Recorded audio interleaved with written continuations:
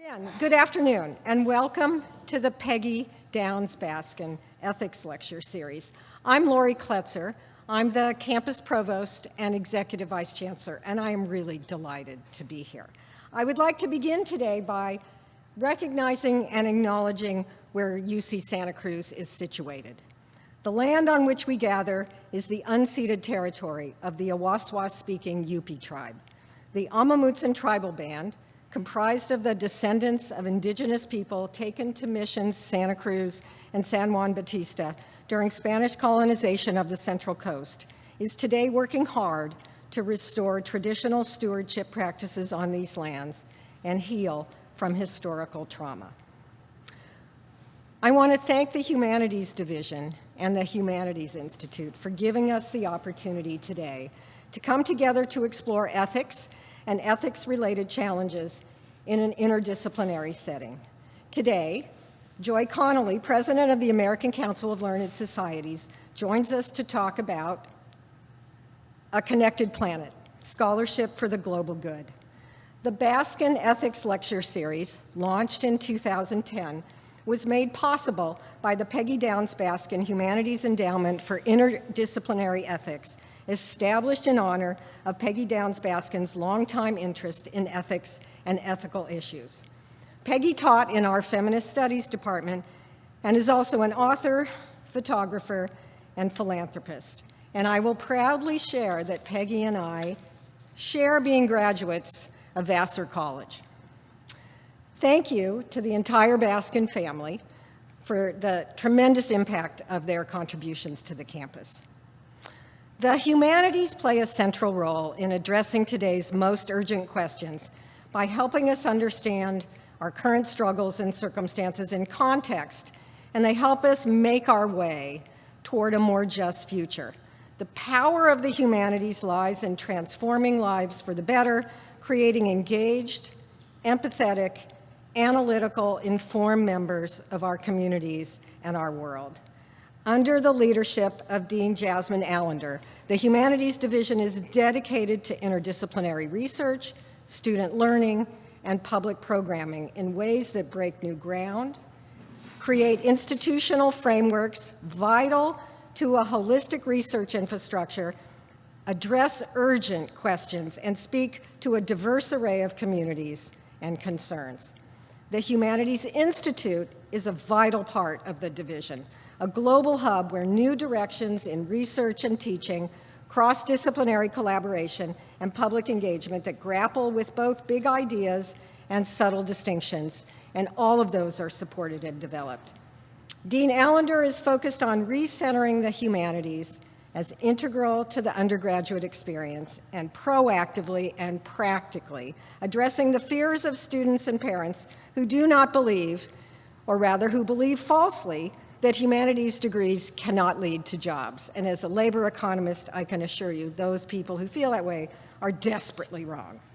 The central student success initiative of the division is called Employing Humanities, and it addresses career preparedness for majors and non-majors alike.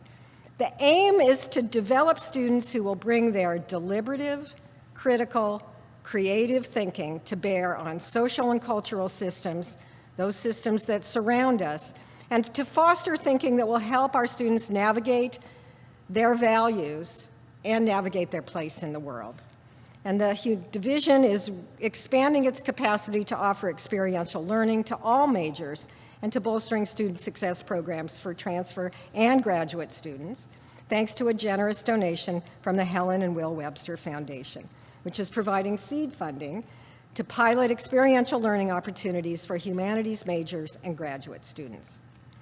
And with a grant from the National Endowment for the Humanities, awarded fairly recently, Dean Allender, as PI, Principal Investigator, launched a humanities certificate called Humanizing Technology, geared to our engineering students. From digital historians charting the routes of ships transporting enslaved people, to modeling ancient Egyptian temples, to experimental linguists seeking to preserve endangered indigenous languages, our stellar humanities faculty, my colleagues, are leading the way with innovative approaches to research and interdisciplinary scholarship.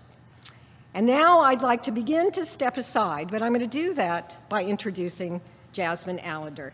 Jasmine joined UC Santa Cruz in August 2020. Just think for a minute about that. Jasmine and I took months, in fact, to meet in person in all three dimensions. She joined us from the University of Wisconsin-Milwaukee, where she was a professor of history and associate dean of the humanities in the College of Letters and Science. Dean Allender is an interdisciplinary, community-engaged scholar and teacher of public history, the history of photography, the history of Japanese Americans during World War II. As a historian of photography, her research investigates what she characterizes as the presumptive right to the camera. She earned her doctorate in the history of art at the University of Michigan with an emphasis on the history of photography, her master's in art history at the University of New Mexico, and an AB in art history from Princeton University. And now I'd like to step aside and invite Jasmine Allender to the podium. Thank you.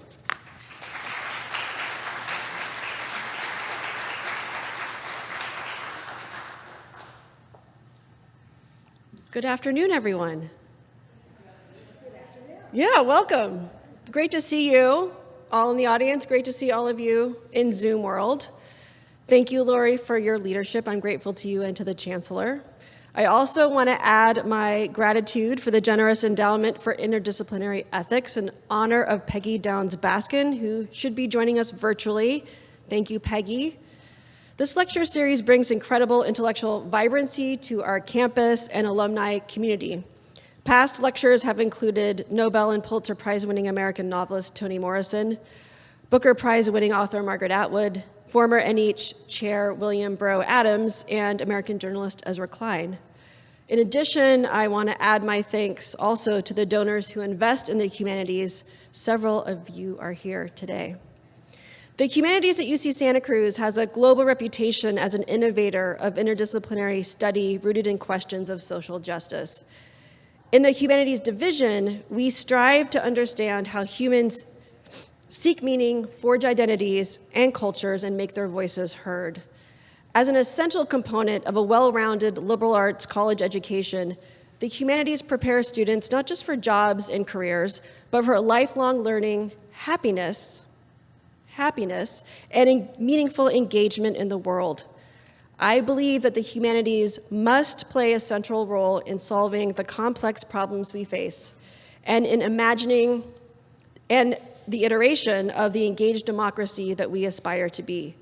And I'm honored here this afternoon to be here with one of our nation's most important and most fearless leaders in advancing and advocating for the humanities and humanistic social sciences. Joy Connolly began her service as president of the American Council of Learned Societies in 2019. She earned an AB in classics from Princeton University and a PhD in classical studies from the University of Pennsylvania. A scholar of ancient Roman rhetoric and political thought and their enduring influence in modernity, Connolly is the author of 2 books, The State of Speech and The Life of Roman Republicanism, and over 70 articles, book reviews, and essays. Her writing has appeared in the New York Times Book Review, the Chronicle of Higher Education, and The Nation, among other venues.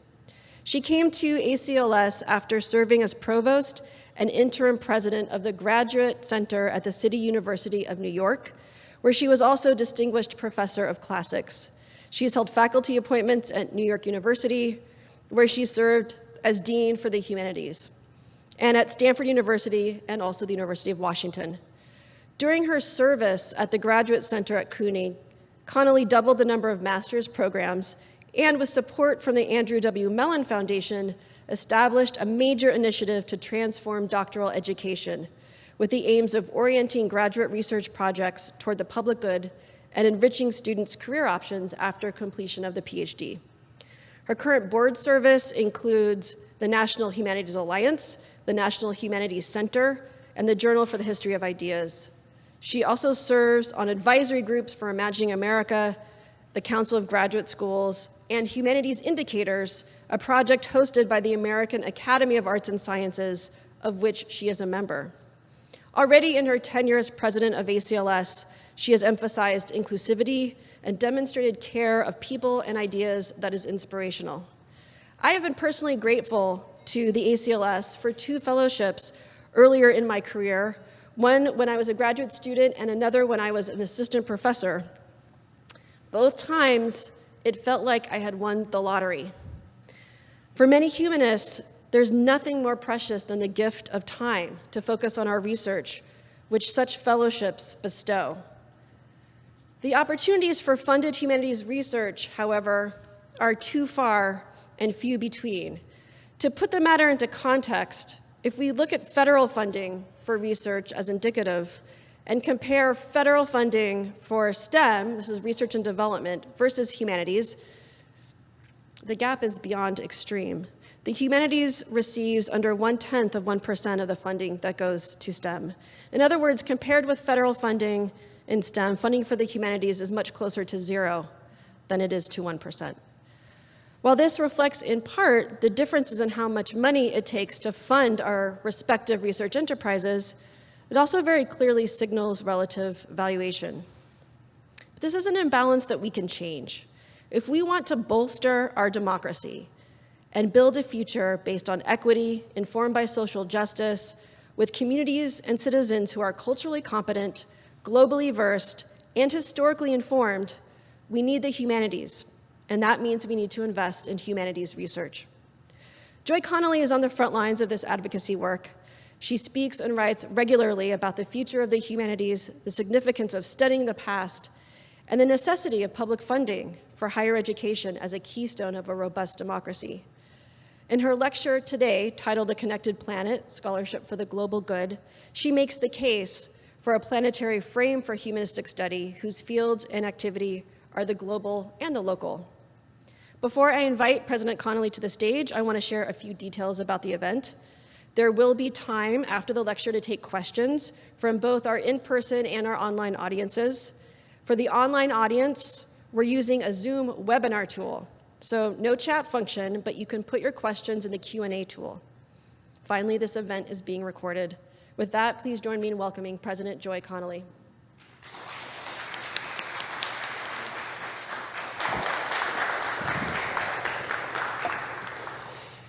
Thank you, Jasmine. Thank you, Laurie. Thank you for being here. Thank you, Carrie, for your help in arranging such a smooth visit. Thank you to the Baskin family, here or online, for your support of the humanities and for ethics and ethical issues in particular. Thanks to the Humanities Division, the Humanities Institute, and most of all, thank you, all of you, for coming, because you are busy people, I know, and it's difficult to carve out time to think. We were talking about this at lunch, so thank you for taking the time to think with me. You're looking at a picture of China Miéville, a speculative fiction author, and I want to start with a passage from his 2009 novel, The City and the City. This novel, which was also made into either a TV show or a movie starring David Morrissey, rests on the premise that the two cities, which are vaguely located in a kind of Eastern European context, of Basel and Ulcoma, occupy overlapping physical space, but their citizens pursue totally separate existences. Each group lives in a permanent agreement, silent, rarely talked about, not to see the other group. They unsee each other. Now, at times, though, discipline breaks down, and the narrator describes how. I'll read this passage. An elderly woman was walking slowly away from me in a shambling sway. She turned her head and looked at me. I was struck by her motion, and I met her eyes. I took in her clothes, her way of walking, of holding herself and looking. With a hard start, I realized she was not on Gunterstrasse at all, and that I should not have seen her. Immediately and flustered, I looked away, and she did the same with the same speed. When after some seconds I looked back up, unnoticing the old woman stepping heavily away, I looked carefully, instead of at her in her foreign street, at the faces of the nearby and local Gunterstrasse, that depressed zone. When a citizen, that's the end of the quote, by the way. When a citizen of Basel fails to unsee people or parts of Ulcoma and vice versa, an intimidating secret police force called Breach takes action to preserve the integrity of the collectively imagined irreality. Well, China Mieville is a scholar of Marxism whose most recent book is a study of the Communist Manifesto. But his novel, The City and the City, transcends its fairly obvious political point that each of us unsees the world we inhabit on a daily basis by unseeing poverty or racism or inequality, injustice, climate change, and even people who disagree with us. The City and the City goes further. It examines our desire to pretend in separate worlds, even when our senses tell us that our reality is an artifact of will. What we call today the classical world is an artifact of an old disciplinary will to unsee other worlds that compose the Earth's ancient past. Today, I want to use that world as a test case to answer a very old question for which I think this lecture series is the perfect venue, and in a university famous for interdisciplinary experiments, so also the perfect venue. It was a question asked back in the emergent German university of the late 18th century, a site I'll return to in the second part of this talk. Scholars began to ask openly in public discourse, what, if anything, do we scholars owe the public? Johann Gottlieb Fichte tackled this question as a young scholar in Jena in his lectures concerning the scholar's vocation. What is the scholar's place in the scheme of things, he asked. What relation do scholars have to each other and to other men in general, especially various classes of men? Well, owe, as in owing a debt, is a very strong word, but I follow Fichte in asking what we in the humanities owe. I believe the answer lies in how and for whom we create or build or make worlds through our scholarship and teaching, worlds of narratives, beliefs, and images, and also maps and archives and other things. What worlds do we choose to see or unsee? What forces steer us to see some worlds and unsee others, not only in society at large, these forces, but the forces of our disciplines, our departments, our divisions, our university structure? So let me start by asking you to do an exercise in seeing and unseeing right now. Ask yourself this question: how do you define the ancient world, or the classical world, or antiquity? Where and when is your antiquity? And do you think of more than one?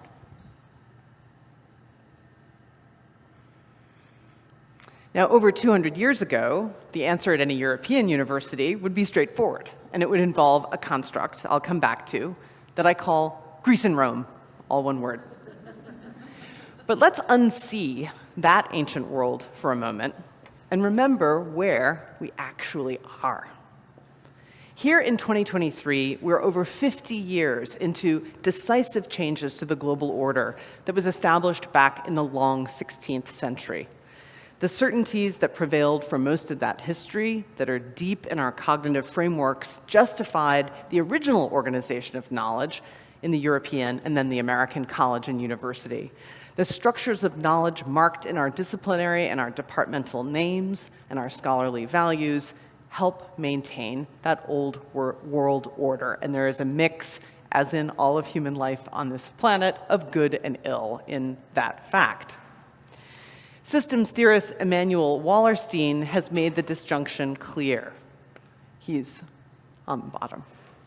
The old order, he says, was partly dismantled first by the national liberation movements and then by the World Revolution of 1968. It's also suffered from a structural undermining of its ability to continue the endless accumulation of capital that is its raison d'etre. This means, he says, that we are called on not merely to replace this dying world system with one that's significantly better, but to reconsider and to consider how we can reconstruct our structures of knowledge. Wallerstein draws inspiration, he says, from the Senegalese politician and poet Leopold Sédar Senghor, who called on the world in language that amazingly bridges the institutional and the poetic to come to a rendezvous, a meeting place of mutual giving and receiving that will allow us, he said, to create a new world. Sylvia Wynter, the theorist, critic, poet, also playwright, writer of fiction, first woman, I believe, to receive tenure at Stanford in the English department, has built on Wallerstein's analysis of world systems in her call to face the past and redesign the organization of knowledge around those whose erasure defined its original foundation. Wynter says, "There is no order in the world that can exist or hold together without some founding story."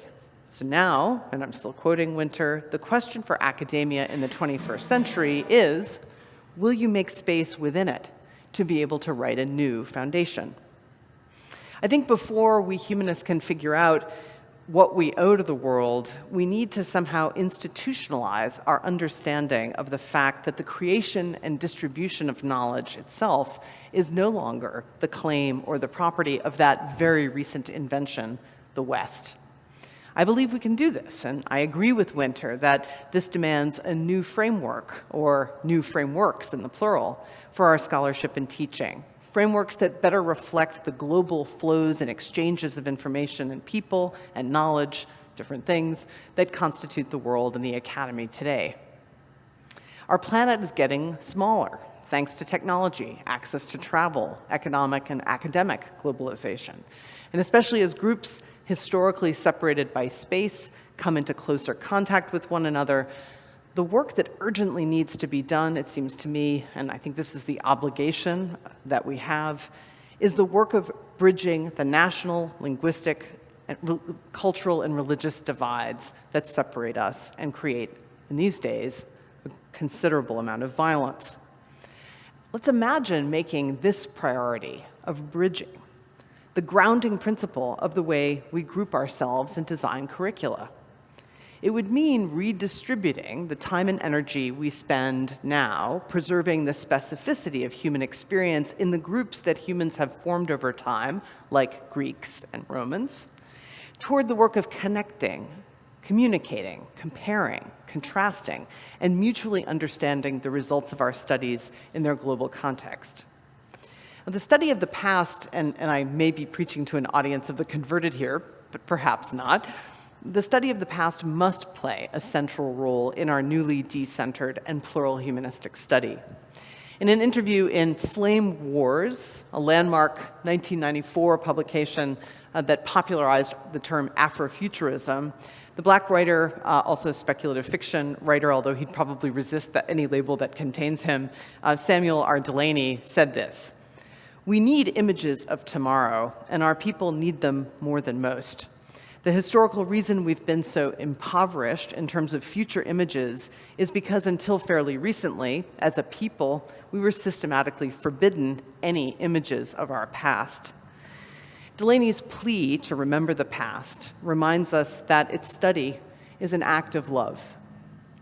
I don't mean love of the past or its people or artifacts per se. And some people love what they study and some don't. As a scholar of the Romans, I'm not going to stand before you and say that I love my topic in the way that some do. I mean rather what Hannah Arendt called amor mundi, love of the world and of what humans have made of it, and what we might make of it if we understood ourselves better. If we organize our study in ways that make the most of the we who are actually doing the study these days, a considerably more diverse group than when the academy was invented, I hardly need say, we will more generously express amor mundi through our scholarly care for the whole world, past, present, and future. So all of this, and I'm not finished with this argument, but I want to step aside for a moment and say that all of this is this thinking I've just started to share with you is why I started several years ago to propose that Altertumswissenschaft, or classics, or classical studies, or even ancient Mediterranean studies under various names should not dominate, indeed should not continue to exist in its current institutional form. In fact, it's already changing in many institutions before our eyes, with increasing numbers of PhDs each year employed in departments of history, world literature, world culture, and humanities, and liberal studies, and other designations. We've spent a lot of time in the field, too much now, I think, collectively bewailing and lamenting this loss. And we see it as a loss, which of course is part of the problem. But rather than spending our energy bewailing the losses entailed by this shift, I think we can generate a form of study at every institution that opens our eyes to its possibilities and that enjoys a much stronger epistemological and ethical foundation and a much more compelling institutional future. It's time, I think, to celebrate the rebalancing of the specialized study of Greek and Roman texts and history and people that's dominated academic study of humanity's ancient pasts with the work of connecting and comparing with everyone, with scholars of Arabic, Chinese, Sanskrit, indigenous American languages. I think we can make the most of our strong position in the field currently called classical studies or ancient Mediterranean studies as experts in one branch of the science of antiquity to advocate for bringing together the branches into a single strong tree and conduct ancient studies on a global scale. Now, those of you who track at all debates in Greek and Roman studies, and this has an almost comical footnote or grace note rather to it, if you remember some of the extremes to which the rhetoric around these debates go, if you followed in the Chronicle, I think it was just last year, the coverage of Princeton University is changing its language requirements for the classics BA degree, articles in major papers, a kind of hysteria over this change. So it's out there. I can refer to it in public discourse, and you may be thinking, as I propose or repropose this global paradigm, hold on, because many departments around the country have already embraced neighboring cultures and languages like Hebrew or Syriac or Persian, studied here in the program.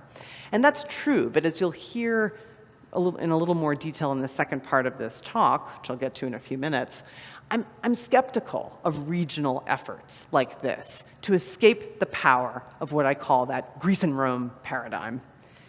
Academia is already proudly global. It's part of the mission, it's part of the advertising, it's on every brochure of almost every college and university in the country, right? That we bring people from all over country, all 50 states, all countries, whatever we can say.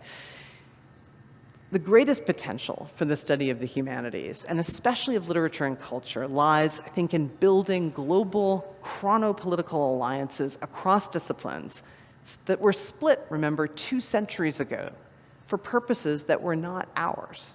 They are not ours. Only then, I think, will we be in a position to reassess and return the past, to use the words of Cadwo Eshin, a British Ghanaian theorist, to unearth and infiltrate new futures into the present. I know that's many layers of time all engaged there. But I'm optimistic that a more ambitious rethinking will help us all sustain the study of all cultures and languages that exist at a temporal distance from us. So this means, in practical terms, we must put aside the term classical for good and broaden our reach beyond Egypt, beyond North Africa, beyond what we call the ancient Near East. We would reject the idea of just one single meaningful ancient world and stop referring to the ancient Mediterranean with that very telling shorthand, which people do all the time.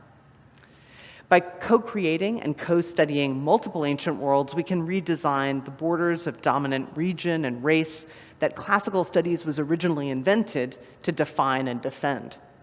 This would undertake a collective rewriting of knowledge as we know it, to identify the assumptions that have bent and colored scholarship of prior decades and centuries, to devise the new scholarly habits, styles, collaborative assemblages, values, and notions of merit that will allow us to remake a richer and more accurate ancient world.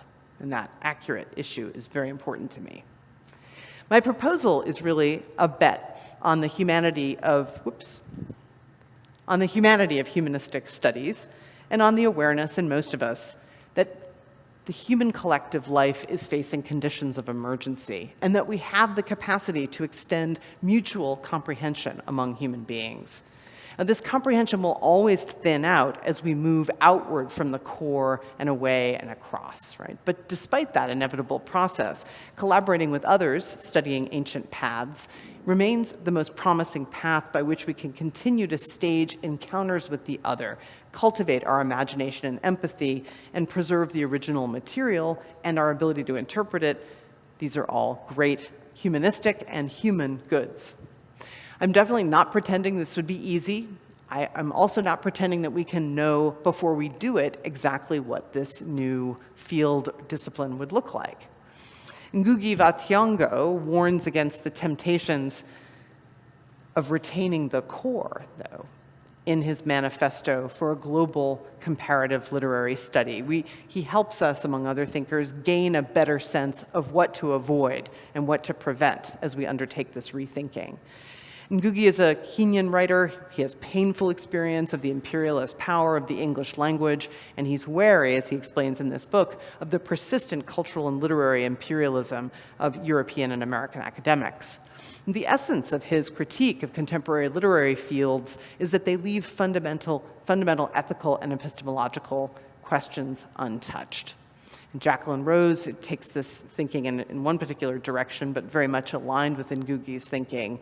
She says, as I see it, the task for literary studies is to find the forms of language, and they will have to be more than one, which allow for the connections between cultures of affiliation, recognition, and antagonism, without dissipating the voices in which they clash. In this context, she says, pluralism, the ideal of happy coexistence, seems as useless, finally, as that form of liberalism which believes all cultures can be brought harmoniously into a single view. Ngugi and Rose are right that the rhetoric of pluralism and dialogue, the rhetoric that I am very well aware I'm deploying, can conceal the revival of familiar patterns of domination, as well as the depths of our differences. And I want to cite here, as other people who have informed my work on this, Roderick Ferguson, Candace Chu, Dipesh Chakrabarty. They all make powerful arguments and help inform thinking. Again, what to prevent, what to avoid. We know not to follow certain paths because of their work. But their excitement about the new worlds generated, revealed by new habits of seeing was anticipated by Hannah Arendt and her essay, Introduction into Politics.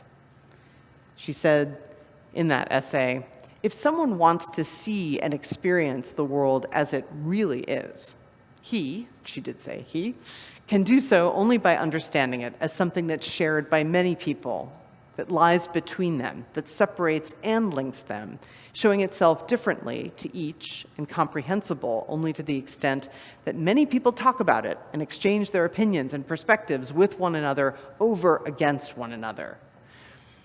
Arendt is concerned here with world-making, the creation of a shared world of thought, creativity, experience, experiment, and common purpose, the place where exchanges key to democratic politics can happen and where the individuality of human beings is made visible and their value thus preserved. She saw the purpose of the university as enabling world-making, thanks to its ability to convene people across generations around the activity of talking together about texts and ideas and works of art.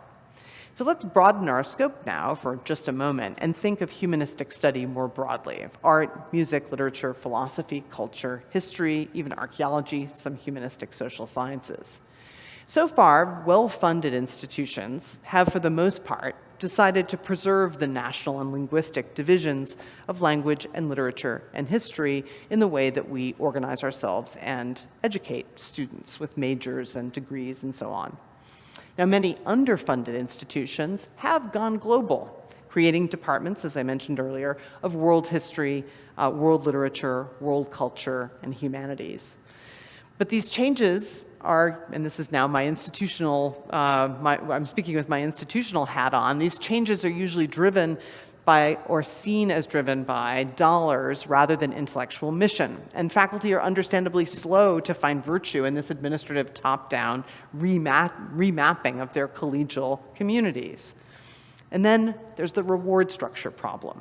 Virtually all selective research institutions demand regular publications of articles and single author monographs as really the only valuable, true gold standard evidence of scholarly merit at the key moments of tenure and promotion. This prevents scholars, of course, from pursuing the time-consuming acquisition of foundational skills after they've left graduate school, and it undermines the collaborative work necessary for comparative, transregional, and transcultural scholarship. It also leaks joy out of the picture, and I'm sorry to use that word because it's my name, but it's the only word I can think of. The Afrofuturist and organizer Janaya Khan has also used it in their remarks. We have to be really creative, and we have to find joy in each other. As much as it might be easy to think that all we talk about is revolution, we also talk about joy and the type of world we're creating, because we understand that revolution isn't just the ending of something, it's the beginning of something new, something that has a larger table, that has more people at it, something that feels more collaborative. Well, should we succeed by going global, the fields, now I'm going to call them, I'm really going to fudge it by saying the fields of ancient studies, will have done a service for all the arts and sciences, and I believe, in fact, the university as a whole, taking in professional schools and other forms of study in the institution. We will have taken an important step toward healing not just one, but two Miavillian landscapes by integrating the many worlds of scholarship and the two worlds of the academy and human society, whose space the academy occupies but often unsees. We'll understand very different people or why very different people in different parts of the world value the past and the making of it, and what they see in making of it, and much more. The modern research university that structures our scholarly lives was invented by and bears the scars of the 19th century globe, dominated by the divided competitive nations of Europe. That institution was framed, in turn, by the vision of early modern scholars. I'm going to turn to that history now and dig a little deeper into my case study of classical studies, and this, I hope, will help make the case stronger for the sea change I'm advocating. I was trying to delay this slide for a while, but here it, because now I'm seeing it. Now we're inviting you all to see it with me. Classical studies today takes as its object the classical world, and you see iconic pictures of Athens and Rome on the screen. Now, that phrase, the classical world, is so familiar these days that it's difficult, at least among scholars. It's not familiar probably to the public, and that, of course, is a symptom and part of the problem. But it is familiar to us these days. It can be hard to get critical purchase on it. But in fact, it's a relatively recent invention.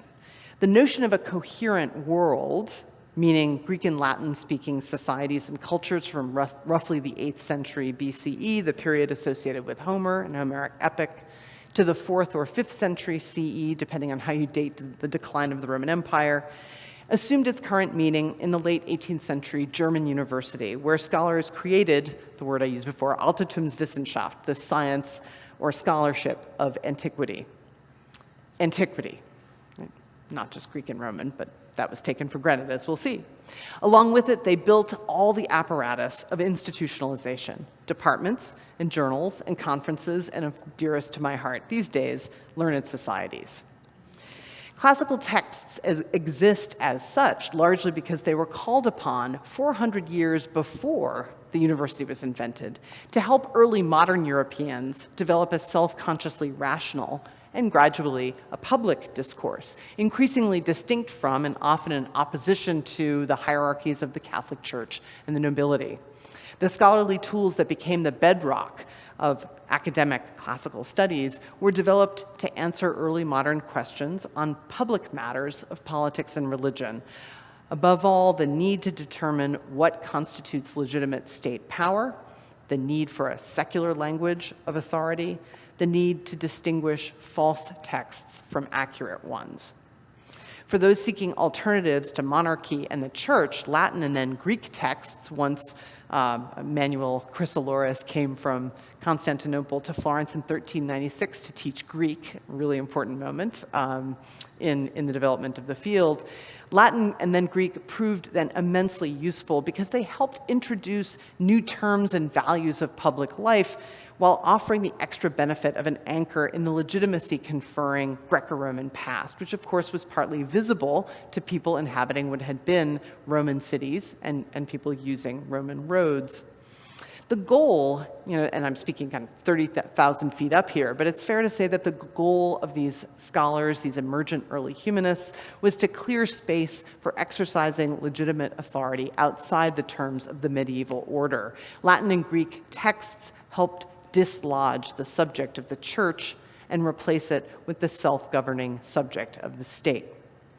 That meant, not at all, by the way, for any medievalists in the room or on Zoom, that these first self-styled humanists virtually erased prior engagements with Latin texts across Europe, and thinking of scholastic philosophy and otherwise, and some texts as though they didn't.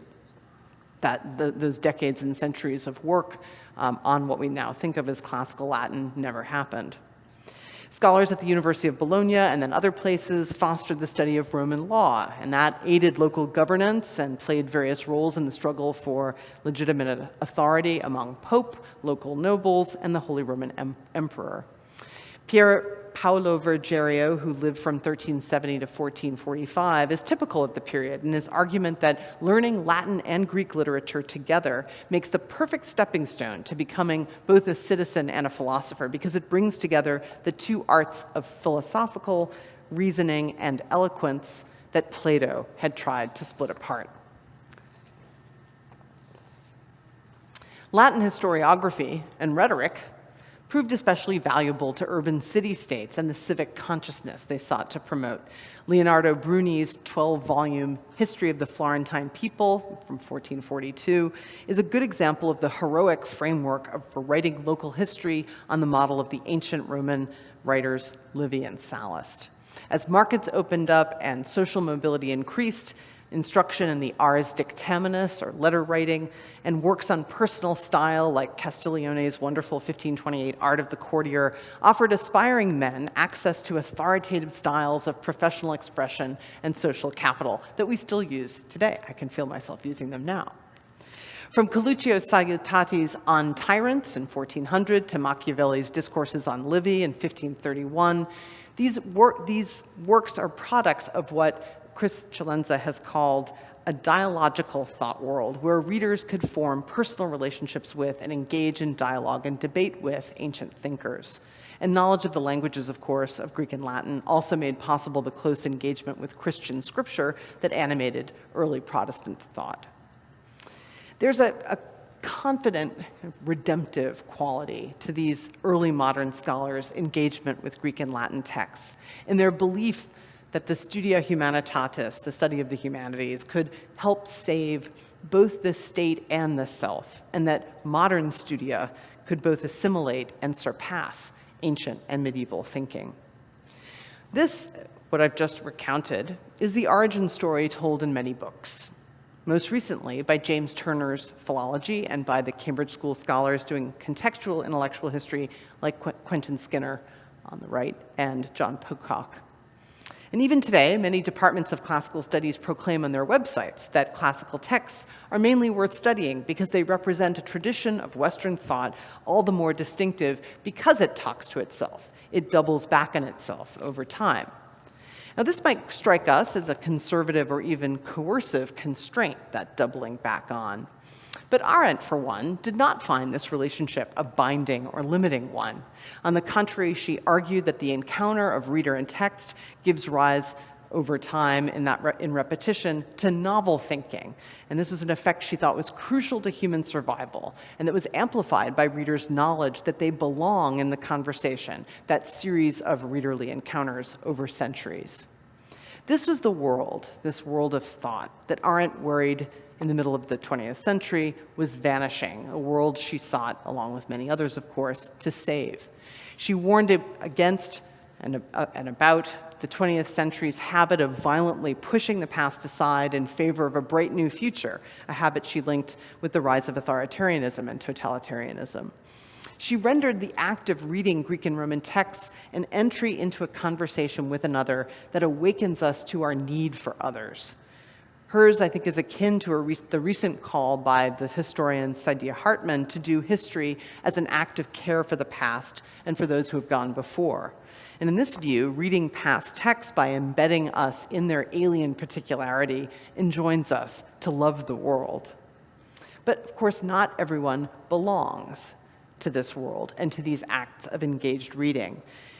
And I come back to my question, what other worlds does our concentration on this one force us to unsee?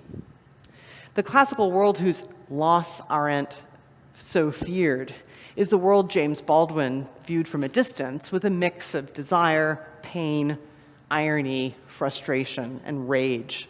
Reflecting on the Swiss village he lived in during the summer of 1951, Baldwin wrote, "This village, even were it incomparably more remote and incredibly more primitive, is the West onto which I have been so strangely grafted.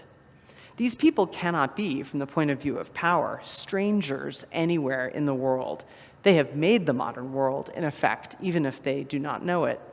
The most illiterate among them is related in a way that I am not, to Dante, Shakespeare, Michelangelo, Aeschylus, Da Vinci, Rembrandt, and Racine. Go back a few centuries and they're in their full glory, but I am in Africa watching the conquerors arrive." Baldwin reminds us that the turn to Roman and Greek texts in early modernity seems like a liberatory development in its local and regional context. And so it was for many men, and for even some women too. But step back from the local and the regional, consider humanist scholarship in the long 16th century in its global context, and we see that its didactic, legal, exhortatory, and pedagogical texts were deployed to advance a narrative where Europeans dominated the rest of the world that was not European, and therefore not civilized and not fully human. And this is the Great Divergence, the start of European exploration, extraction, and colonization of lands around the world. And key to the evolution of the economy that rapidly dominated that world was the development of an epistemology, a new universalist ideal of man. Classical texts gave flesh and soul to that man.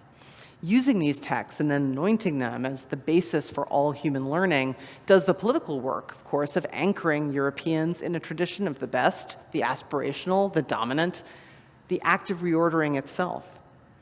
Earlier scholars and poets had already given a name to the relation of European readers to Latin and Greek texts, translatio studii, the transmission of studies. In the 1170s, the French poet Chrétien de Troyes wrote, "Our books have taught us that Greece had the first fame of chivalry and learning, then came chivalry to Rome, and the sum of learning, which now is come to France. God grant that it remain there, and that it find the place so pleasant that it will never depart." The philosopher Kwame Anthony Appiah has described translatio studii as the notion of Western civilization as a golden nugget, a story that helps demarcate Christian Europe and distinguish it from the Islamic East, despite the fact that Aristotle and other Greek texts central to the operation only existed in Europe thanks to the labor of Islamic scholars. By naming itself heir to the largest scale iteration of translatio studii, Europe makes itself the place where history has always happened and is made to happen to others. The 1550 Valladolid debate, where the humanist friar Juan Ginés Sepulveda drew on Aristotle and biblical scripture to argue that indigenous Americans were by nature unable to govern themselves, is a powerful example of how Europeans rooted their claim of superiority over others in their privileged exchange with Greek and Roman texts and ideas. The man in this story is European, Christian, and human. Indigenous Mexicans are neither European nor Christian, and their humanity, according to Sepulveda, is a matter for Europeans to judge.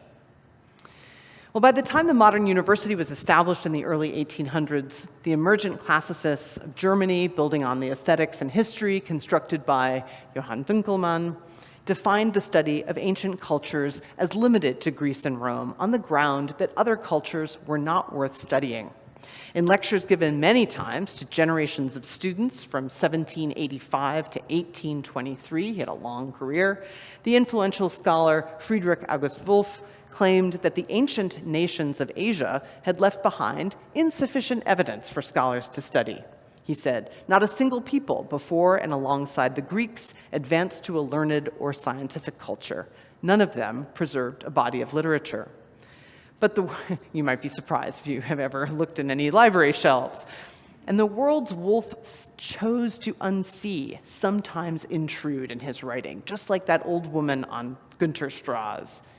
He wrote elsewhere, if we want to preserve, the if is not really an if we want to preserve a homogeneous whole in ancient studies, Altertumskunde, we can only take the Greeks and Romans. We must exclude the others. In the end, he decided on permanent unseeing of non-Greeks and non-Romans, citing the irreconcilable differences in language and custom between what he called Oriental nations and what another German, Oswald Spengler, would call the West. Poets and philosophers tended to agree. Some had already helped clear the ground for Wolff. In his ideas on the philosophy of the history of humanity, completed in 1791, Herder praised the Greeks for keeping free from admixture with alien nations. And he remarked that, I quote, the inland nations were either stalled at the earliest beginnings of culture or succumbed to conquest before they could mature. The aesthetic of a Greek and Roman world conceived, and these are quotes, conceived of as a whole, a world closed unto itself, as Wolff put it, those are his words, was translated by the scholar August Böck into his seminars Institutional Practice, with special consequences for scholars in the United States who attended German seminars in increasing numbers through the 19th century. The philology of classical antiquity is a natural unit, Böck wrote, because the classical is eminently worth knowing, and the culture of the Greeks and Romans is the foundation of our entire self-formation, our Bildung. So this is the potent and still powerful construct I call Greece and Rome. Its context is the emerging romantic concept of the nation, itself a tangle of beliefs about ethnicity, language, and transhistorical cultural or identity and spirit. And here I had to share this one with you. He's not a very well-known scholar. He worked in a mix of university and high schools. With renewed love, he said in a lecture, we returned to antiquity. The holy fire had not yet been extinguished under the overturned altars. The columns of its temples still stood fast. Antiquity's magnificence was worshipped with greater passion than ever before. Under the pressure of hostile conditions, the strength of the German people in its striking for the noblest goals has gloriously prevailed. The great events of our time have brought us closer to antiquity. Its authors are more avidly read and better understood, and there's hardly any part of the wide field of the classical world that has not been illuminated by new and consequential research. 1807.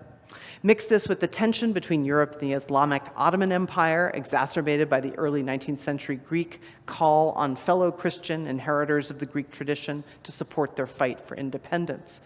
Add the longing for, or we might say the fantasy of, total understanding of an entity defined as a world, the ancient world, so long as we learn the languages well enough and clarify the order of historical events accurately enough.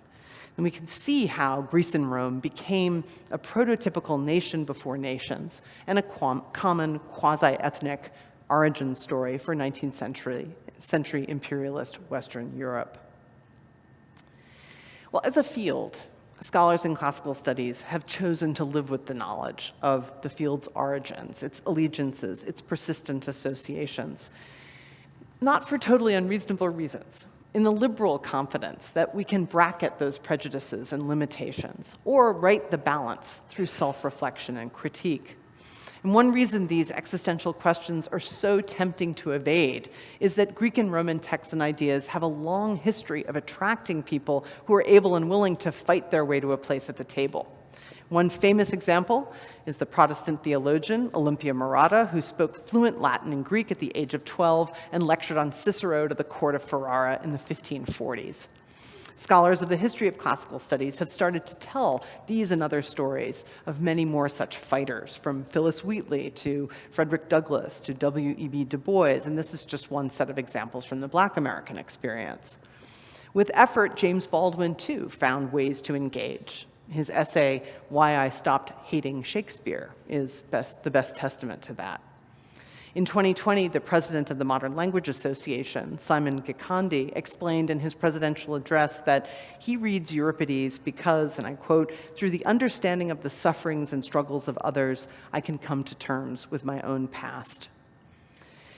Some scholars have seen in the achievements of those who fight their way into the classical world, into Arendt's ongoing conversation across generations, good reason to defend it as it is, on the grounds that it's possible to lift the texts and our methods of study from their origins and their baggage.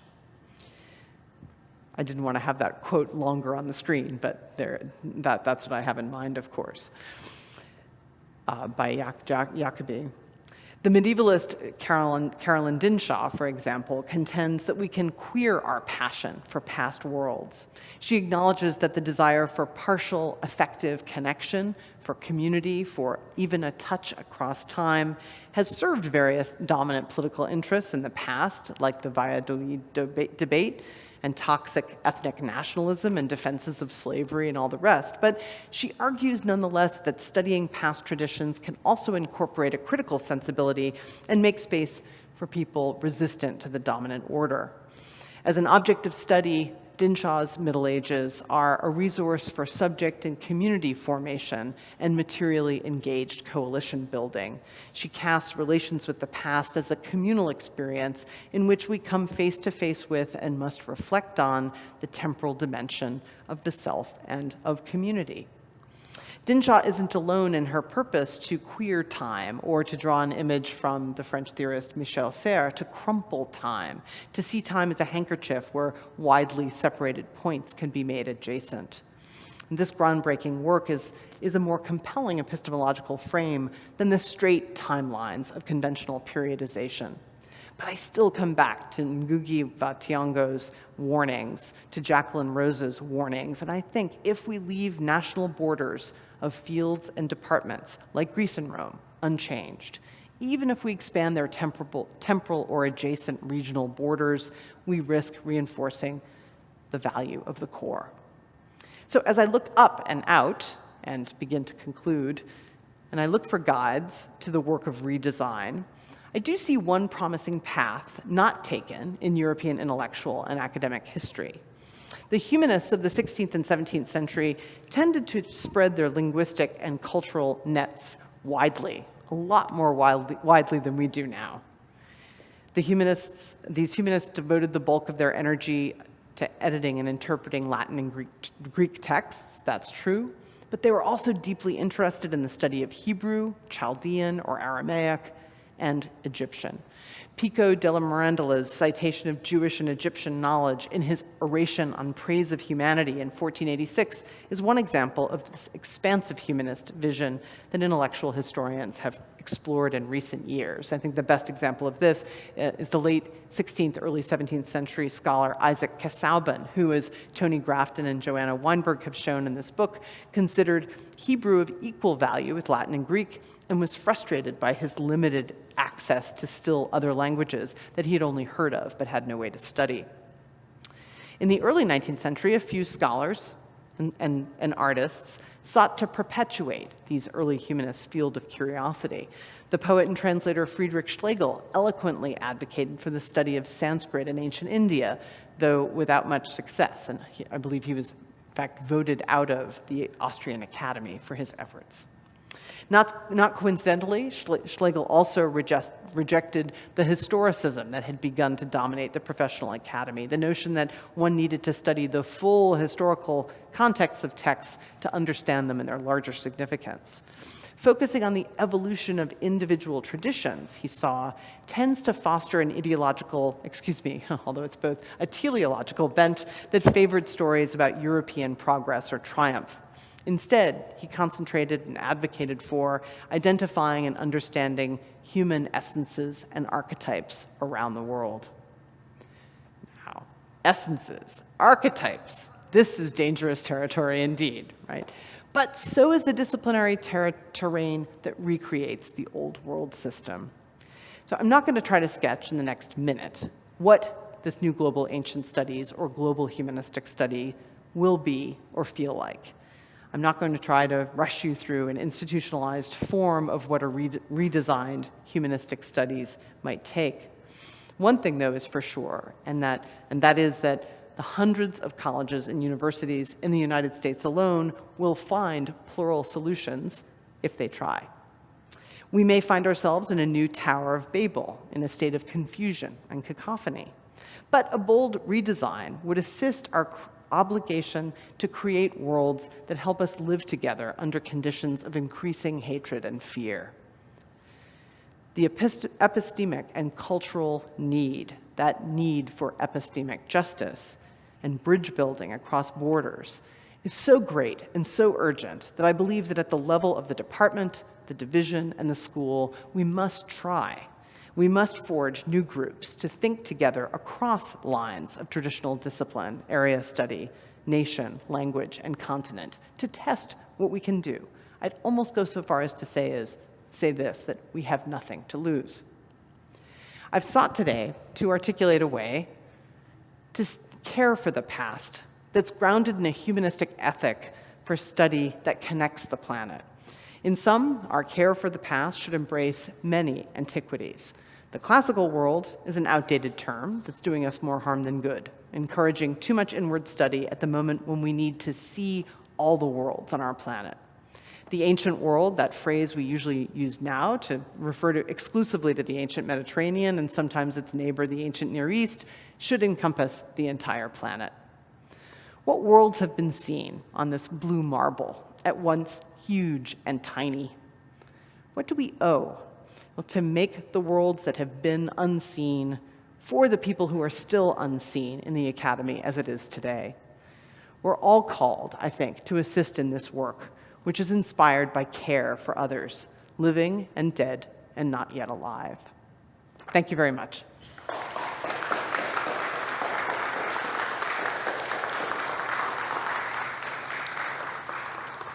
And I welcome questions and discussion and objection and cries of horror and cries of assent.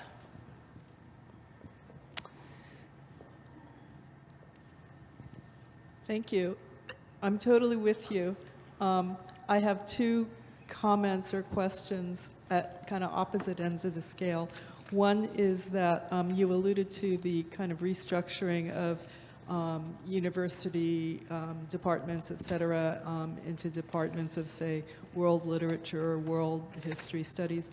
And just as a person based in foreign languages, I get really nervous at world literature, for example, because it often can conceal a continued or actually aggrandized hegemony of English.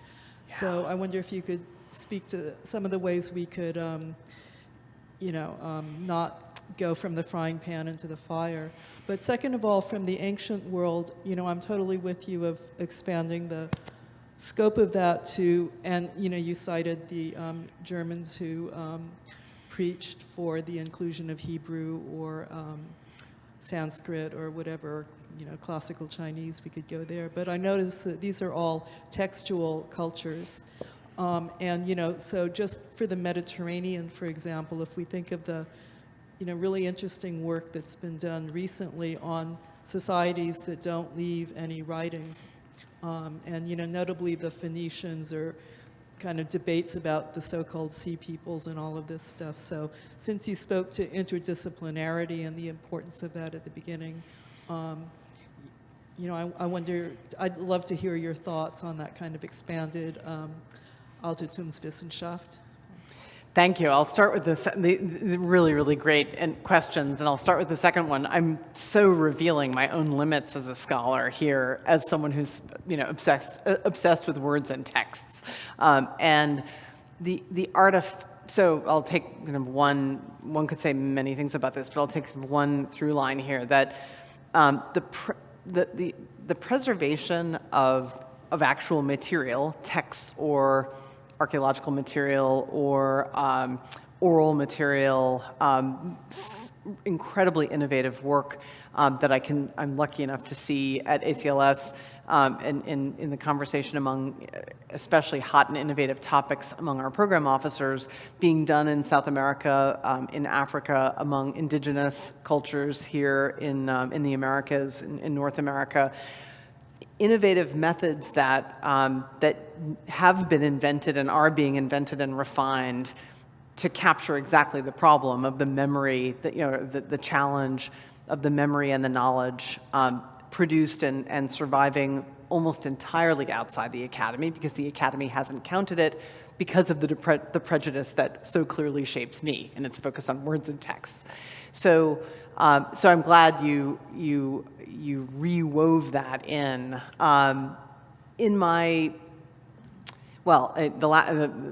last thing I'll say about this, in my effort to think through in a little more fine-grained of a way what this study might look like, I have done some thinking about, or what this field would look like. I've done some thinking about foundational skills that could tie it together. And translation is one, and that's, of course, not just translation of texts, but translation and interpretation of what things very far distant from us in time mean and have continued to mean. And that's where I've found, in kind of testing out this idea with scholars of other ancient cultures, defined obviously chronologically in different ways depending on where you are, the most excitement of sharing and not necessarily thinking about comparative work, but simply sharing methods and techniques that start unlocking new ways to read or interpret material and textual, material and textual material. And I'll just say one more thing, which is that the approach to artifactual material and art and texts, or architecture and texts, archaeological remains and texts, still remains incredibly understudied because of the specialization that creates, me speaking to you almost entirely about text when I should make it more openly even-handed. So that's, I've tried to say kind of some lines of potential engagement and some of the payoff, which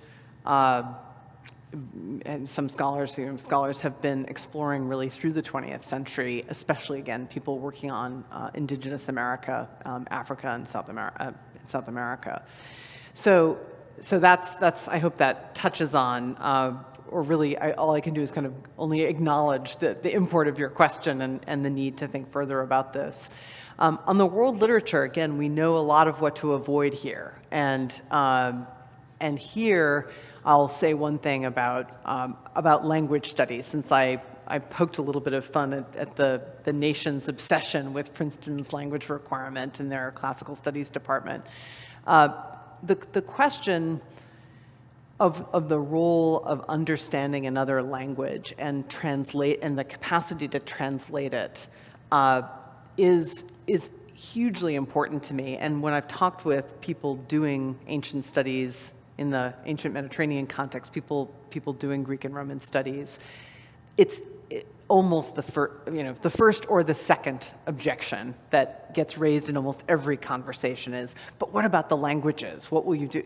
So decentering language study and actually addressing that, the need to study artifacts alongside texts, is part of the answer for Greek and Roman studies, which is so heavily overprivileged the languages and used the languages as a gatekeeping mechanism to keep the field pretty static demographically as well as intellectually. But the techniques of studying and preserving and textual criticism, editing, that have been honed over centuries is really important knowledge that, as Sheldon Pollock, Columbia Sanskritist, and others have been pointing out, is needed in the world to circulate. So in a way, I would say, and I'll stop here, but some of the glue that could hold a genuine global literary studies field together would be about language training, language study, what some people call philology, and preserve specificity, make that an explicit goal, preserving the specificity of languages to avoid that, the domination of English, but also to preserve the ability to communicate with other, with others, a living capacity. Talk about employing humanities. So that's some stabs at that. Thank you. Yes. Thank you so much for such a thought-provoking talk. I think I sat in on a lecture of yours back in New York. After UCSC, I studied classics and Hannah Arendt in New York City, and I want to come at the parallel question from a little different angle, and that is, I'm intrigued by the thought of the global good. That sounds really, really important, but I'm a scholar of Hannah Arendt. I wrote my dissertation on Hannah Arendt, and I know that she was quite concerned about what was called the global government at the time, one world government. And I think, there's many things we could talk about Hannah Arendt and how she's used in contemporary debate, but one thing I think she might say is that the problem right now we might face is not so much the weaponization of Greece and Rome. That kind of went out with World War II. That's not really the problem. The problem is the liberal theory of power and imperialism. And so when we're talking about what the global good is and how we really have a conversation, how do we make sure that the academy and the discourses we use are not turned into instruments of domination? I think one thing that Hannah Arendt wrote about was that anything can be weaponized. And so it's very, very, thought-provoking that you bring up Schlegel and Fichte and ideas. And right now, I think we're in a place where we really have to think about how ideas could be weaponized. So if you have any comment to make on how liberalism, imperialism, and the world order is part of what's at stake in the danger we face, as much as the weaponization of Greece and Rome. Thank you. Yeah, terrific question, and hugely challenging, and one that is its best answer is really going to come out of collective conversation. Not anything I could say, but I'll venture to say just two things. I mean, one that I think we're seeing in the factional divisions and siloization and isolation in the academy, one, unintended or intended consequence of the neoliberal professionalization of the academy and academics' embrace of that and the coin of its realm to perpetuate an ever more, if anyone, there's still maybe some graduate students in the room who can attest to this best, an ever hungrier machine of more production that's more and more specialized, more and more defined. And ironically, we're asking people in the academy to contort themselves to fit into boxes that were not designed for them, that are getting increasingly difficult to get into because of the walls or the ladders, the rungs of the ladder of increasingly specialized production and publication. And so really half of my answer is to say, as academics, as faculty in particular, we own this. We can change it. We do not have to assent to this machine we've created. And we have to recognize, I think, that it is part of the larger, I can't even say infiltration, because as I was arguing, the growth of this new world order, starting in the long 16th century, and the academy and the university are the same. It's not one infiltrating the other. It's a married division. So the second, kind of turning to the second part of what we can do, I'll think, I don't think I'll have to remind this audience of any examples of this. Think about the attacks on the assaults on especially the humanities and social sciences, but the academy and expertise at large in the world right now. The more I think we perpetuate the hyper-specialized professional rewards system that that we live in right now, the more energy we put into that, the less we put into the kind of engagement in public questions and public matters of public concern that matter to people outside this system. We have also, in the construction of and our reinvestment in this specialized professional system, assented to a certain habit of being in the world that embraces and, in fact, rewards those who separate themselves out from people, publics, right, outside the academy. So only by thoroughly, and I know how much I'm asking here, really thoroughly revamping what we value and how we do the work we do, and for whom will we begin to build trust so that we can even begin to do the work that you were alluding to and that I was too, to owe the world, a world that right now doesn't care about us much or see us as relevant because of this system we've built. And as you say, many other things one could say about this, but that's one way to capture it. Oh, is there a question online?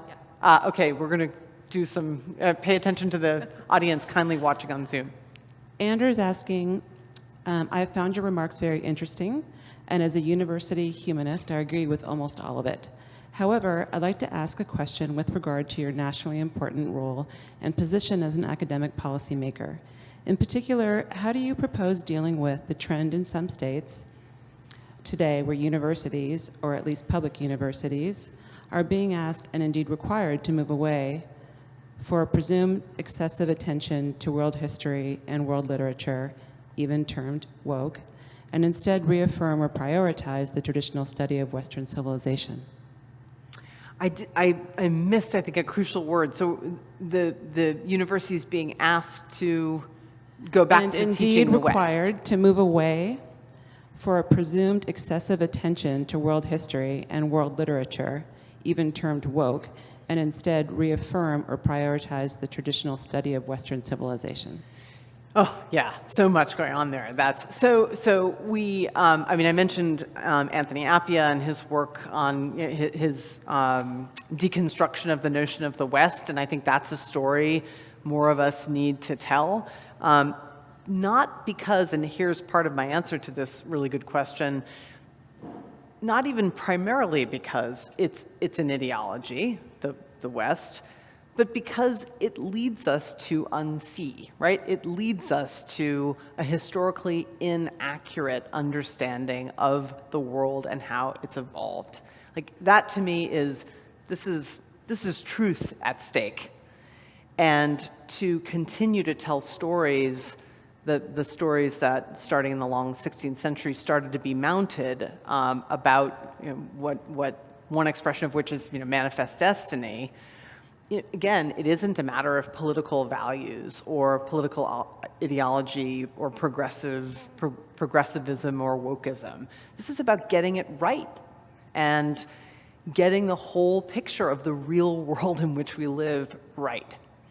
So I think saying that more clearly and not falling into the trap, frankly, that some politicians on the right are setting by implicitly assenting to labels like woke or or even progressive, is really important. It's got to be one of the tools in our toolbox, and we're all going to have different tools that each of us are differently placed to wield.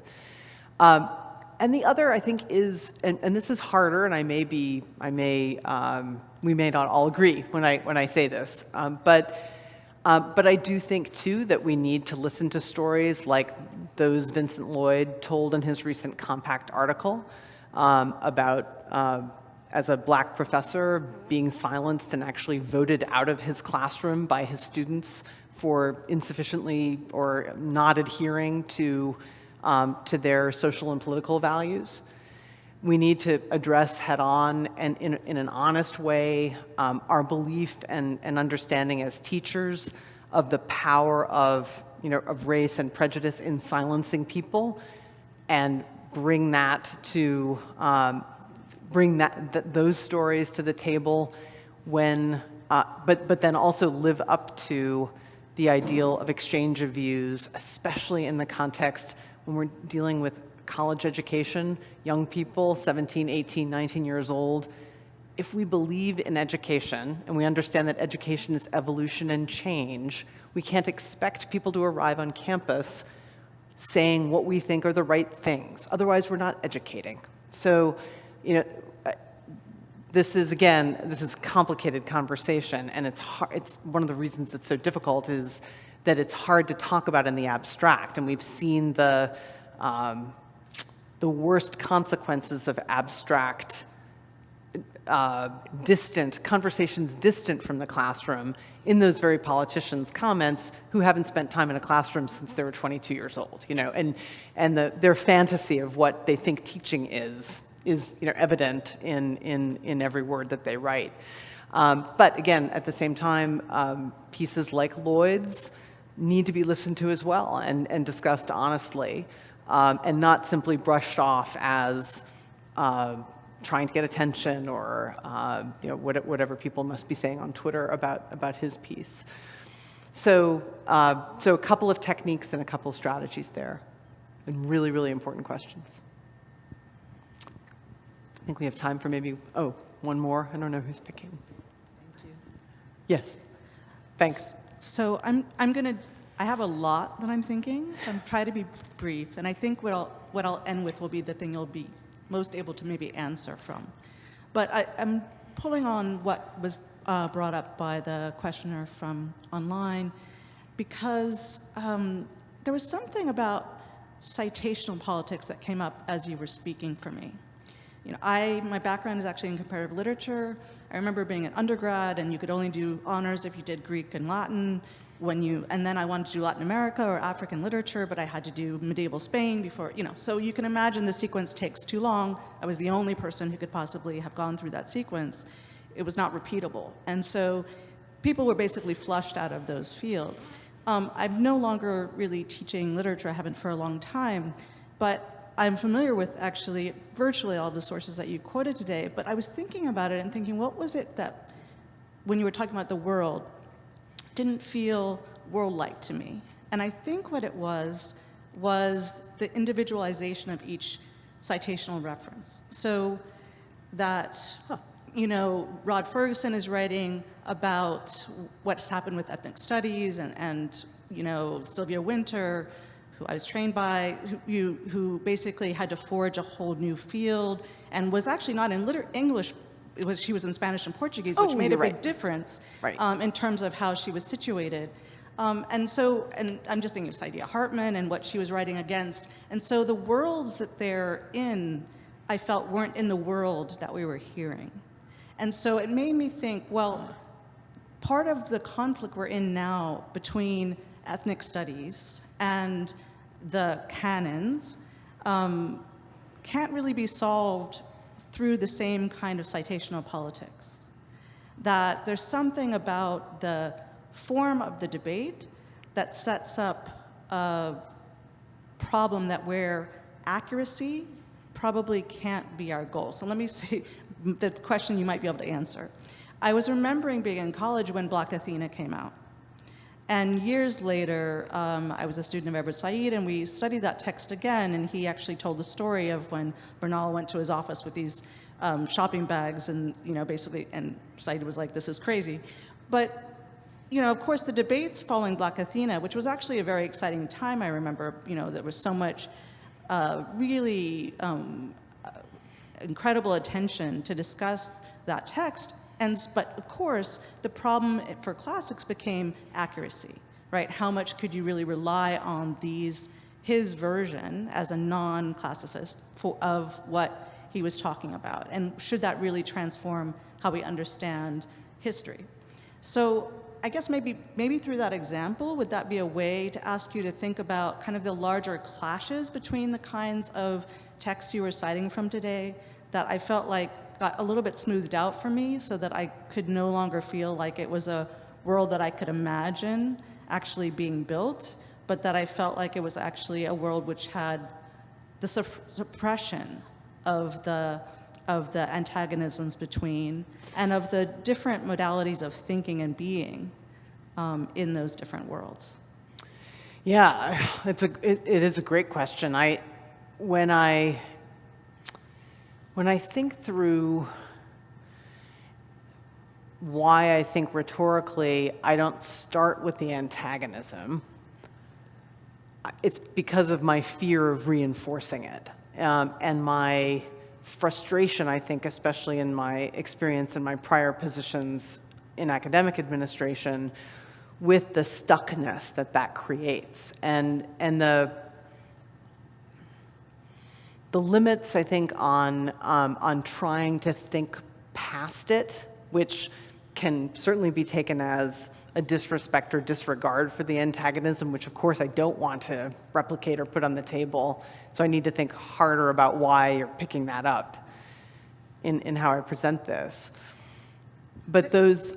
Oh. Sorry, I'm interrupting you, I know. Could I just clarify so that you don't get stuck on antagonism? Actually, I'm thinking more of a collectivity. When I said citation, I was thinking the individualization of each text and each author, and the way they don't then feel like they stand in for another world that's being introduced. Does that make sense? There's a difference between thinking about just fights between individuals, or even political left and right, but actually whole worlds, right? If you just think about Huntington's Clash of Civilizations, and people always said, well, that's just wrong. But in a way, there's something underneath that, which is that there's a whole world which, back to the city in the city, right, is not being seen. So I think that was the feeling I was having. Not so much suppression of antagonism, but suppression of the world of difference. Okay. So I think I was led astray by thinking about the people I was citing in themselves who disagree, who don't see the world exactly, who don't see the world the same way. Well, here I think I can say I'm holding myself back from stepping too far, and I'm speaking slowly because I'm thinking of an essay by John Donne, the political theorist, who it's like why we should have a global political theory. It's a title, something along those lines, and he says, there's a lot of reason for me as a writer, if I'm remembering correctly, to hold back from articulating a vision that really needs to be generated through collective debate. Like I'm now also thinking of my colleague at ACLS, Jovan Bickerstaff, from whom I've learned a lot about the difference between what she calls problem setting and problem solving. So what I was trying to do here is problem set and hold myself back, which, as my colleagues at ACLS and other places have warned me I tend to do, like to forge and to say, it's this, because I really think that's not going to be a productive way for me or anyone else to solve this, to attack this, rather, this challenge, by treating it as a problem to solve with an individual contribution. So the last thing I'll say, and I hope this makes sense, to kind of say it rapidly, in all my thinking about disciplinary change and probably many other things, I'm really influenced by work that I did now a long time ago, 2007, with an artist named Tino Segal, who makes art out of encounters between people. And his contention is, and he doesn't allow this to be filmed, he doesn't allow photographs to be taken, he is against the artifact, actually, to go back to what we were talking about before, and he believes in the art is, as he's defining it, in the encounter among people. And so in a way, my thinking about this is the answer is going to be in the collective work. And that I'm trying to put in a way, rails around that and say, here's the challenge. I'll think more about what you're saying, but I'm trying to be candid about the pressures I feel kind of pulling me and also telling me to stop.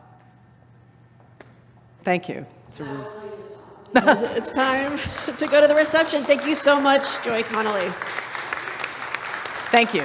Thank you so much. Thank you for coming.